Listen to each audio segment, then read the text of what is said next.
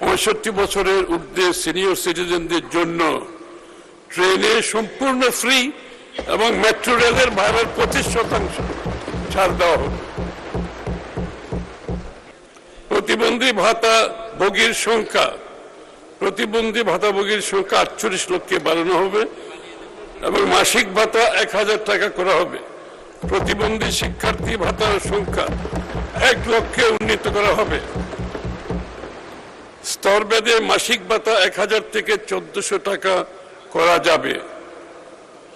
মা ও শিশু সহায়তা কর্মসূচির আওতায় 18.95 লক্ষ 18.95 লক্ষ, আবার বলছি, মা ও শিশু সহায়তা কর্মসূচির আওতায় 18.95 লক্ষ মা ও শিশুকে মাসে 850 টাকা দেওয়া হবে।